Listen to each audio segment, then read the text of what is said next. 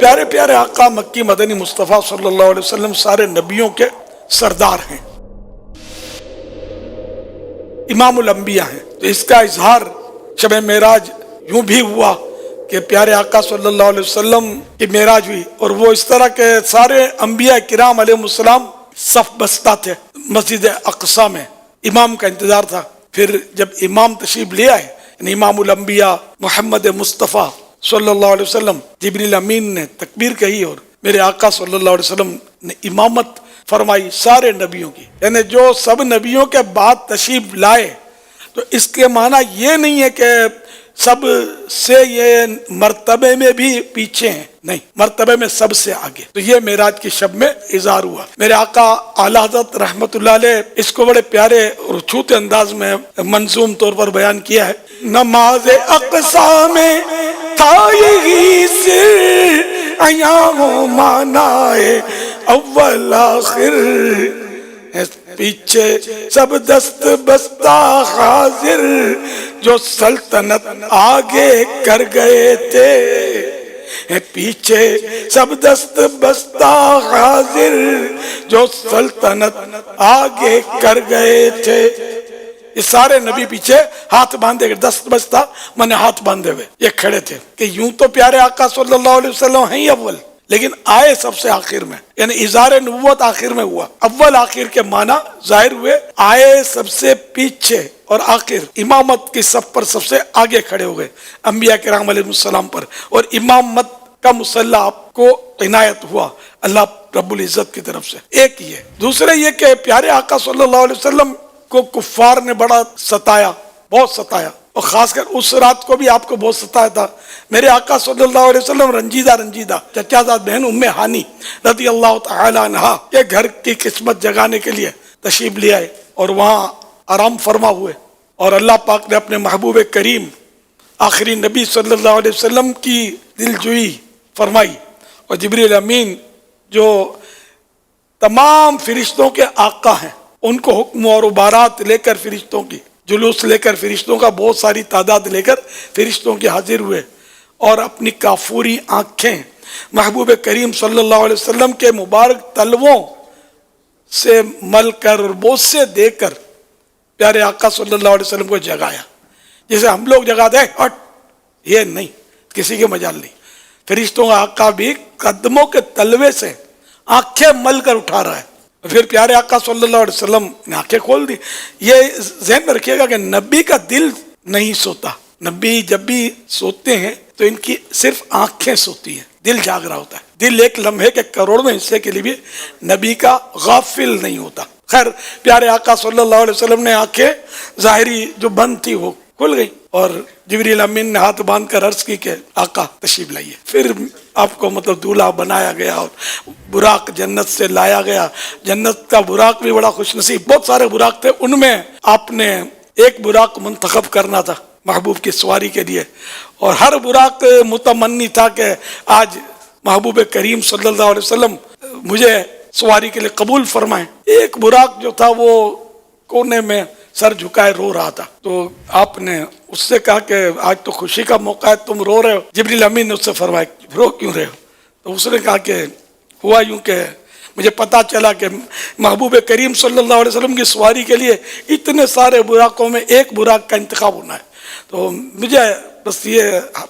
مجھے بڑا جذبہ ہے، میں بھی چاہتا ہوں، لیکن مجھے یوں لگتا ہے کہ میری حیثیت کیا کہ مجھے منتخب کیا جائے گا۔ تو یہ کہ جو روتا ہے اس کا کام ہوتا ہے۔ حضرت جبریل امین نے اسی پر ہاتھ رکھ دیا کہ تو ہی چل۔ خیر، تو اسی براق کو لے لیا گیا، اور دیکھتے ہی دیکھتے اس میں بہت سارا حسن و جمال پیدا ہو گیا، بہت خوبصورتی میں اضافہ ہو گیا اس کے، اور وہ براق جو تھا بارگاہ رسالت میں حاضر ہوا، اور میرے محبوب صلی اللہ علیہ وسلم اس پر سوار ہوئے، اور یوں سفر معراج ہوا۔ اور یہ کسوٹی تھی صادق اور کاذب کی، یوں بھی کہہ لیجئے کہ جب معراج کا واقعہ ابو جہل نے سرکار صلی اللہ علیہ وسلم کے تعلق سے حضرت ابو بکر صدیق کو سنایا، وہ صدیق کا لقب اس وقت نمایاں نہیں تھا، اور یہ سوچ کر سنایا کہ اب تو یہ بھی انکار کر ہی دیں گے، یہ ہر بات کو مان لیتے ہیں، آج نہیں مانیں گے۔ یہ کہ یہ کس کی عقل میں آتا ہے کہ رات کے معمولی سے حصے میں مسجد اقصی پہنچے، مسجد الحرام سے، کعبہ شریف سے وہ مسجد اقصی پہنچے، یہ کیسے ہو سکتا ہے؟ بہت لمبا سفر ہے، وہ بیت المقدس مکہ شریف سے بہت زیادہ دور ہے۔ پہلے وہ ہوائی جہاز بھی نہیں تھے، ہوائی جہاز میں بھی کیا، راکٹ بھی اتنی جلدی نہیں پہنچ سکتا، یوں آن کے آن میں کیسے پہنچ گئے۔ اور پھر صرف اتنا نہیں، آسمانوں پر بھی گئے، ساتوں آسمانوں کی سیر، پھر جنت کی سیر، پھر جنت میں رہتے ہوئے دوزخ، پردے اٹھ جانے، دوزخ کو دیکھنا، اور یہ عجائب و غرائب وہاں دیکھے اتنے سارے، اور یہ سب ابو بکر نہیں مانیں گے۔ تو اس نے خوشی خوشی حضرت ابو بکر رضی اللہ عنہ کو یہ بتایا کہ اب تو بھائی تمہارے جو صاحب ہیں، تمہارے دوست، تمہارے ساتھی یا تمہارے بزرگ، اب تو یہ بالکل ایسی سی باتیں کرنے لگے۔ تو آپ نے فرمایا کہ میرے صاحب، میرے آقا، میرے محمد صلی اللہ علیہ وسلم اگر یہ فرما رہے ہیں، میں نے مانا۔ اسی مننے والے سوچنے والے ہے ہی نہیں کہ سرکار صلی اللہ علیہ وسلم جو بھی فرمائے حق حق حق، حق کے سوا کچھ بھی نہیں۔ تو ابو جہل تو خیر اپنے منہ کی کھائی اس بدبخت نے۔ تو آن کی آن میں یہ سارا سفر ہوا، اور جہاں سے یہ چلے تھے چچا زاد بہن ام ہانی کے گھر واپس تشریف لائے۔ یہ آن کی آن میں سفر طے ہوا۔ وضو فرمایا تھا آپ نے جانے سے پہلے، تو وضو کا پانی ابھی لڑک رہا تھا، بہہ رہا تھا، سوکھنا تو دور کی بات۔ اور کنڈی دروازے کی تھی، وہ جس کو ہاتھ لگایا تھا تو کنڈی ابھی تھوڑی کنڈی ہل رہی تھی۔ بستر جس پر آپ نے بستر کو نوازا تھا، اپنے بدن چومنے کی اجازت دی تھی، اس بستر پر اب بدن کی گرمی ابھی تک موجود تھی، بستر گرم تھا ابھی تک۔ آن کے دنیا کا سارا نظام رک گیا، جیسے گھڑی ہے، اس کے کانٹے کو روک دیں گے تو جدھر روکا ادھر رہے گا، چاہے بہت دن، بہت مہینے، بہت برس گزر جائیں، کانٹا وہیں رہے گا۔ تو یوں سمجھو دنیا کی جو گردش کا کانٹا جو تھا وہ رک گیا تھا، باقی نظام جو تھا اللہ نے چاہا جس کو وہ چلا۔ پھر جب آپ تشریف لائے تو پھر وہ کانٹا سمجھو تھا، وہ اللہ کے حکم سے پھر دنیا کے نظام کا کانٹا چل پڑا۔ پھر تو اللہ پاک ہر شے پر قادر ہے، قدرت ہے۔ تو یہ معجزہ ہے، معجزہ ہوتا ہی ہے کہ جو مطلب عقلوں میں نہ آئے، ہماری عقلی دلیل سے تو یہ ثابت کر ہی نہیں سکتے اس کو ہم، سمجھے کہ یہ عادتاً محال ہوتا ہے، یعنی عام طور پہ یا معمول میں ایسی چیزیں نہیں ہوا کرتی۔ یہ اللہ کی شان ہے، اپنے محبوب کو اس نے معجزہ دیا، اور پھر اس کے ذریعے اور حکمتیں، جنت کے حالات دیکھ کر ہمیں بتائے، جنت میں یہ انعامات ہیں اور فلاں فلاں کے لیے ہیں۔ جہنم کو دیکھ کر ارشاد فرمایا کہ اس میں فلاں فلاں عذابات ہیں۔ پھر کسوٹی ہے، جس کا ایمان جتنا مضبوط ہوگا اتنا جلدی اس کو تسلیم کرے گا۔ آج بھی عقل کے گھوڑے دوڑانے والے ملیں گے آپ کو کہ جو مطلب اس پہ کلام کرتے ہیں، بعض اوقات تو بیانات داغتے ہیں اپنے کہ یوں نہیں، اور معراج اتنی تھی تو اتنی تھی تو خواب میں تھی تو فلاں تھی، تو یہ کرتے رہتے ہیں۔ تو یہ ان کے نصیب اسی منڑ والے ہیں کہ بیداری میں ہوئی، جاگتے ہوئے۔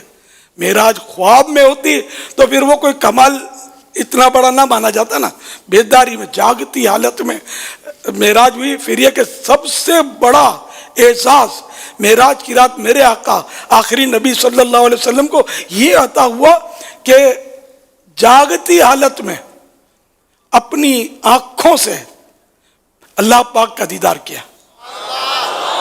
اور یہ صرف اور صرف یہ میرے پیارے پیارے آخری نبی مکی مدنی محمد عربی صلی اللہ علیہ وسلم کی خصوصیت ہے، اور کسی بھی نبی نے، نہ کسی ولی نے جاگتے میں اللہ پاک کو دیکھا ہے، نہ وہ اب دیکھیں گے۔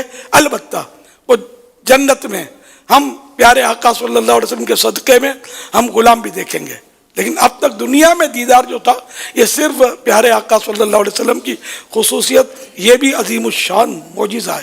اور معراج جو ہے، معراج کا جو واقعہ، اس میں ہزاروں معجزات، میں نے کڑیوں سے کڑیاں ملی ہوئی ہیں، قدم قدم معجزہ ہے الحمدللہ۔ تو پھر پیارے آقا صلی اللہ علیہ وسلم نے کہا کہ فوراً جیسے دنیا میں بالکل کانٹا رکا ہوتا تشریف لے آئے۔ اعلیٰ حضرت جس کو یوں فرماتے ہیں، خدا کی قدرت سے چاند حق کے کروڑوں منزل میں جلوہ کر کے ابھی نہ تاروں کی چھاؤں بدلی کہ نور کے تڑکے آلیے تھے۔ نہ اللہ کی قدرت کے معراج کی رات کروڑوں منزلیں آپ نے طے کی۔ یہ کروڑوں لاکھوں یہ ہوتا ہے نا، اس سے مراد وہ کہ بہت ساری منزلوں میں اور بہت سارے مقامات کی آپ نے سیر کی، بہت سارے عجائبات و غرائبات آپ نے دیکھے۔